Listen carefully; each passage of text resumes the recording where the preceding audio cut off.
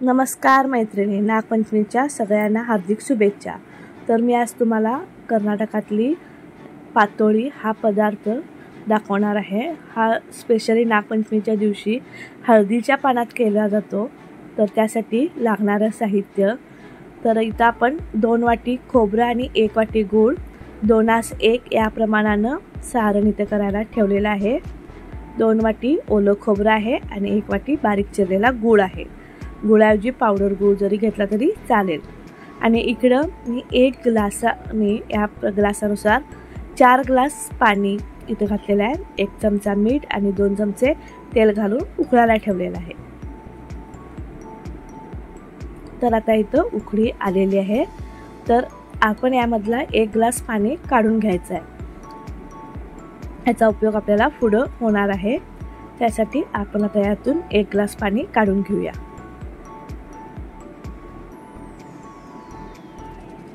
आता यामध्ये आपण ज्या ग्लासाने पाणी घातलं होतं त्या ग्लासाने आपण 1.5 ग्लास बरोबर पीठ घालायचं आहे। पहिला आपण 1 ग्लास घालूया। तुम्ही साईडला बघत असाल, मी फक्त ग्लासमध्ये पीठ वरून टाकत आहे, दाबून भरायचा नाही आहे। तर गॅस बारीक ठेवून मंद आचेवर ठेवून पीठ एका हाताने घालत आपण ते फिरवायचं आहे। थोडक्यात म्हणजे आपण इथं उकड, तांदळाची उकड जी आपण मोदकाला काढतो त्याच पद्धतीचं आहे।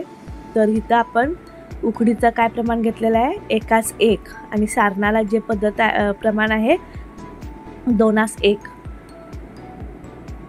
तर ह्या पद्धतीने जर तुम्ही केला ना उकड, तर खूप अगदी अप्रतिम होती। तुम्ही बघा, हे बघा, छान आपली उकड आता तयार होईल। तर बरोबर 1.5 इथं पीठ मावलेलं आहे। मी थोडंसं एक्स्ट्रा घेतलं होतं, पण बरोबर 1.5, हे बघा, एक गोळा एक जीव होत आहे। बारीक मंद आचेवर ठेवल्यामुळे लगेच ते शिजायला सुरुवात होती। आता आपण हे सर्व झाकून ठेवूया। बघा, 1.5 बरोबर घेतलेलं झालेलं आहे, 1 आणि 1.5। तर आता आपण हे झाकून ठेवूया।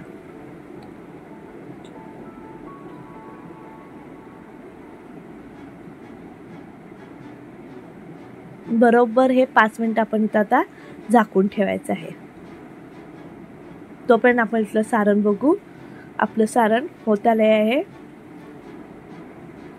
गुळाचा रस पूर्णतःपणे आटला पाहिजे, नाहीतर काय होतं, रस वेगळा आणि खोबरं वेगळं होतं आणि चोता लागतो आणि रस पूर्ण गळून जातो मग तो।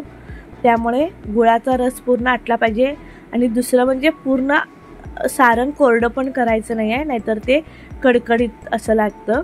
तर इथं मी आता त्यामध्ये वेलदोड्याची पूड घातलेली आहे। त्यामध्ये तुम्ही काजू पण घालू शकता, बदाम घालू शकता, एखादा तुपाचा चमचा सुद्धा आपण याच्यामध्ये टाकलेला आहे।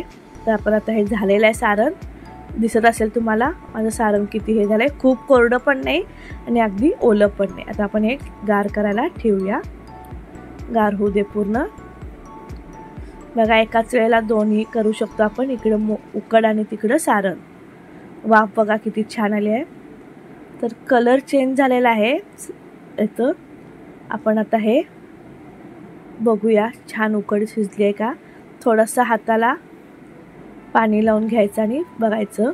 हे बघा, आता पाणी लावून घेतलेलं आहे मी, उकड काढून घेतलेली, हाताला लागते का बघितली तर अजिबात हाताला चिटकत नाही। तर आपली उकड तयार आहे।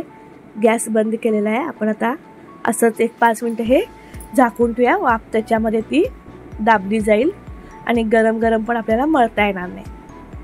आता आपण इथं 5 मिनिटानंतर आपण ती जी उकड होती ती घेतलेली आहे खाली, त्याचा जरासं हलवून, उकड खूप आहे, एकदम मळली जाणार नाही, म्हणून यामध्ये मी 2 भाग करून थोडी थोडी घेणार आहे। तर आता इथे अनेक आयडिया तुम्हाला देते मी। जर तुम्ही आता ह्या उकडीमध्ये गरम हात घालून मळायची गरज आहे, तर आपल्याला आता ते भाजतं खूप ना, आपण घालू शकत नाही हात त्याच्यामध्ये। आता मगाशी जे आपण पाणी काढून ठेवलेलं आहे गरम, ते आता साधारण कोमट आहे। आता आपल्याला हाताला किंवा तिथे घालण्यासाठी आपण त्याचा उपयोग करायचा।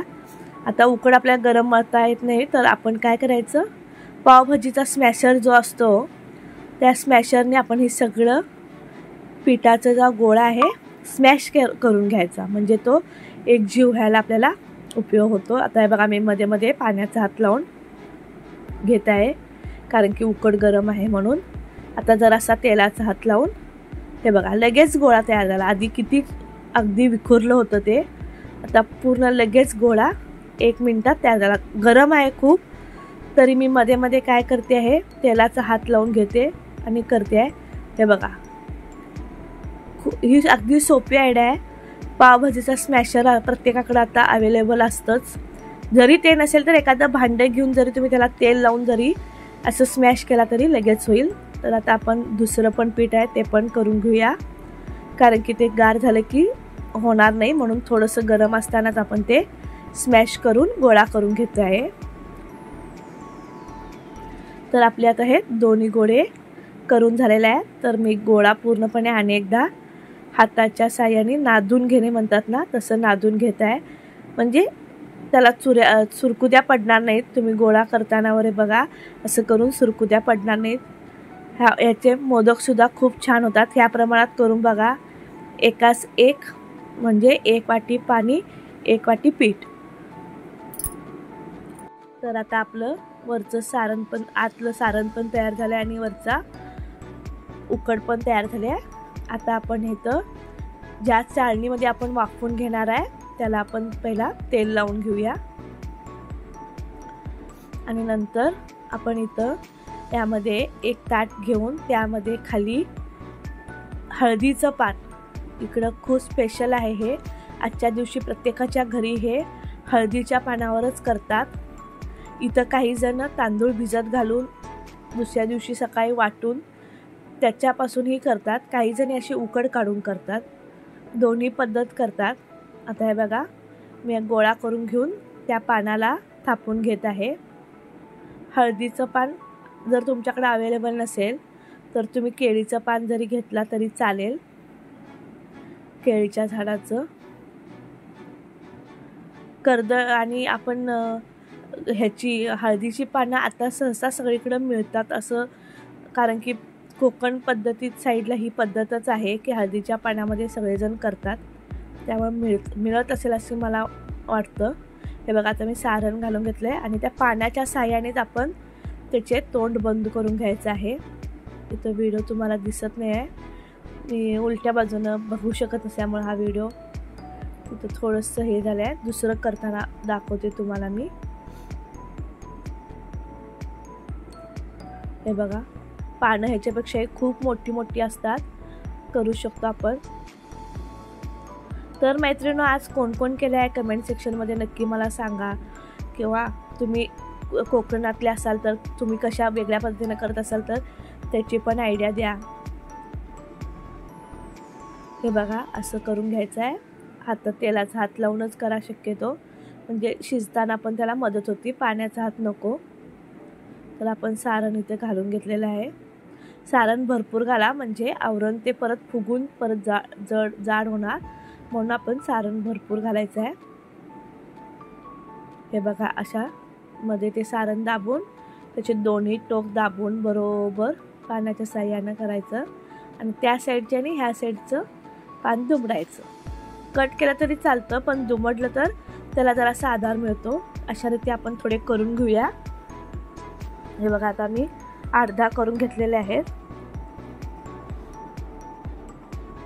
आणि एखादं तुम्हाला दाखवते मी. हे पान पण बघा किती मोठं आहे.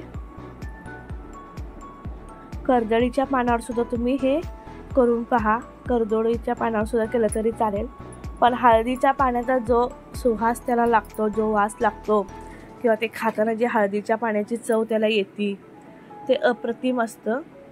त्यामुळं हे हळदीच्या पाण्यातच जास्त केलं जातं.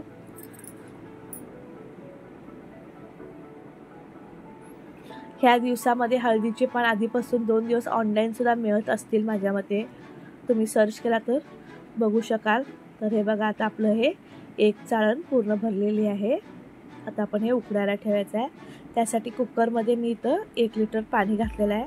तुम्ही पातेलं घ्या चालेल, कारण की जे चाळण ती आत बसली पाहिजे. कुठल्याही पातेल्यामध्ये घ्या किंवा कुकरमध्ये घ्या, त्याचं चाळण ती आत बसली पाहिजे, वाफ बाहेर जाता कामा नये.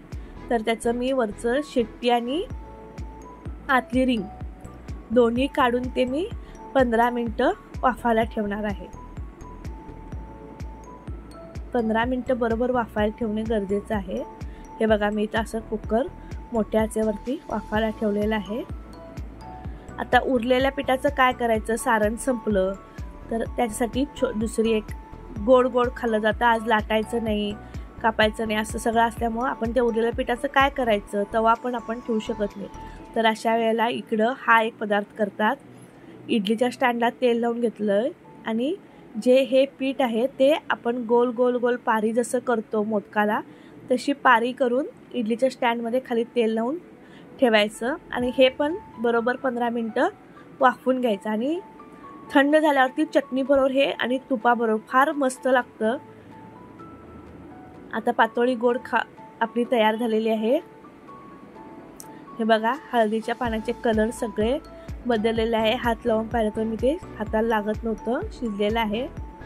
हे बघा कलर सगळा चेंज झालेला तुम्हाला दिसतं का? पहिला किती हिरवंगार दिसत होतं, आता बघा। तर तुम्हाला मी एक काढून दाखवते, गरम आहे तरी सुद्धा तुम्हाला एखादा काढून दाखवते मी। हे बघा किती छान मस्त दिसतं हे, आणि एखादं पण तुम्हाला, पण हे शक्यतो गरम गरम काढायला गेलं तर थोडंसं फाटण्याची शक्यता असते, म्हणून थोडं 1-2 मिनटं गार झाल्यानंतर काढायचं। खूप गार नाही, अगदी थोडंसंच वाफ त्याची गेली पाहिजे। हे बघा इथं चिकटलेलं आहे, इथं काढताना थोडंसं प्रॉब्लेम झाला, त्यामुळे थोडंसं गार झाल्या वेळेला काढावं असं म्हणतात।